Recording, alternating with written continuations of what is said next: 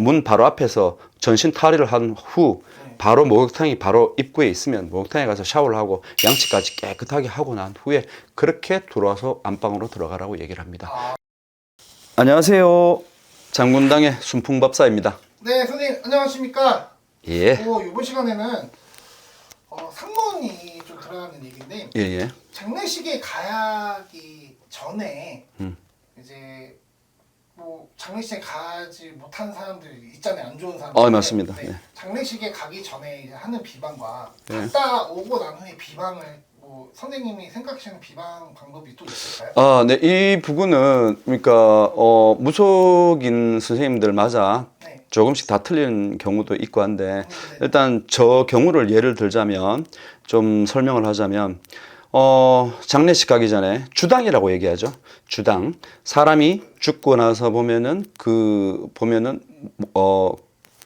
갈 곳이 잃었을 경우에 그 상대에 대해서 몸에 들어가는 부분을 그렇게 보통 주당이라고 흔히들 얘기를 합니다. 그래서 장례식장에 갔다 와서 갑자기 오한 발열 또한 입맛이 없어지거나 그게 시간이 지나도 병원에 가서 낫지도 않는 그런 부분, 그걸 흔히 주당이라고 얘기합니다. 주변에서도 들어볼 수 있는 말씀이라고 생각합니다. 근데 이제 이런 부분에 좀 극복하는 방법이라고 얘기하면은 일단은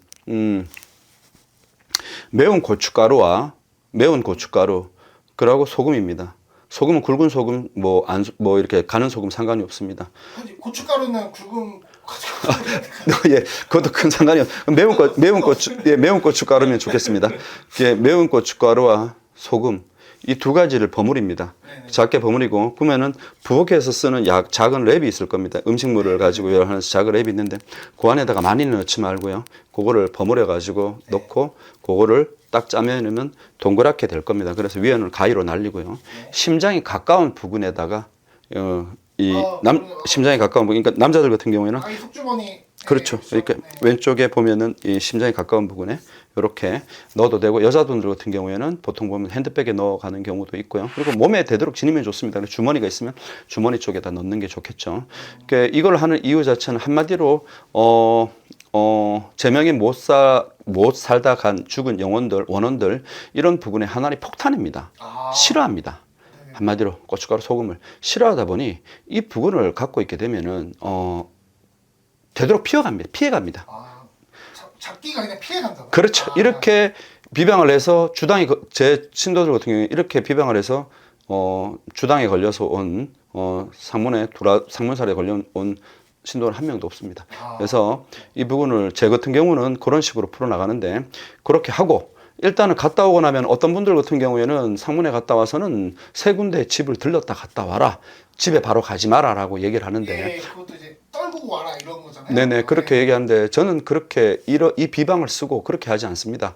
저는 집에 들어오자마자 문 바로 안방에 들어가지 말고 문 바로 앞에서 전신 탈의를 한 후 바로 목욕탕이 바로 입구에 있으면 목욕탕에 가서 샤워를 하고 양치까지 깨끗하게 하고 난 후에 그렇게 들어와서 안방으로 들어가라고 얘기를 합니다. 그래서 장례식에 가기 전이나 후에 비방은 선생님 말씀 다 틀린다마는 저를 기준으로 했을 경우에는 저는 이렇게 신도들한테 알려드리고 있습니다. 알겠습니다. 네. 선생님 또 다른 하나 질문인데요. 네네. 가위를 좀 많이 누르시는 분들도 있어요. 네네. 그걸로 상담을 많이 하고 있습니다. 가위가 눌리는 사람들을 이제 풀 수 있는 자기가 이제 가위가 눌린 상태에서 자신만의 이제 풀 수 있는 비방이 있을까요? 네, 여러 가지 부분이 있을 수 있으나 일단은 이 프로를 보고 시청을 하시는 분들 같은 경우에는 제가 알고 있는 비방을 얘기를 하자면 일단은 가위에 누릴 때도 매번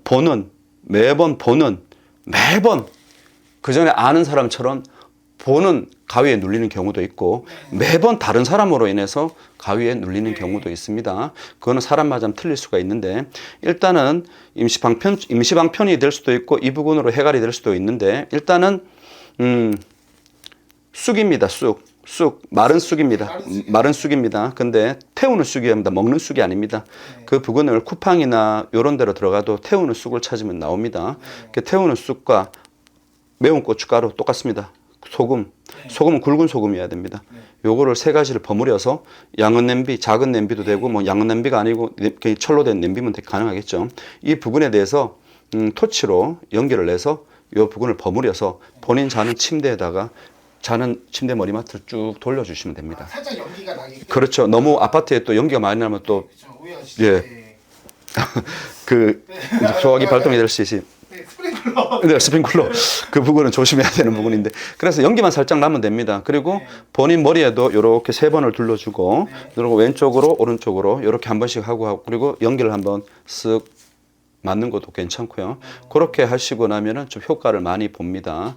그리고 가위에 눌리는 부분은 절대적으로 알아야 될 게 있습니다. 가위에 눌려서는 절대 안 죽습니다. 그러나 가위에 눌릴 때는 깨려고 노력을 합니다. 절대로 깨려고 힘을 줘서는 안 됩니다. 그냥 마음을 편안하게 가지고 아무 일도 일어나지 않습니다.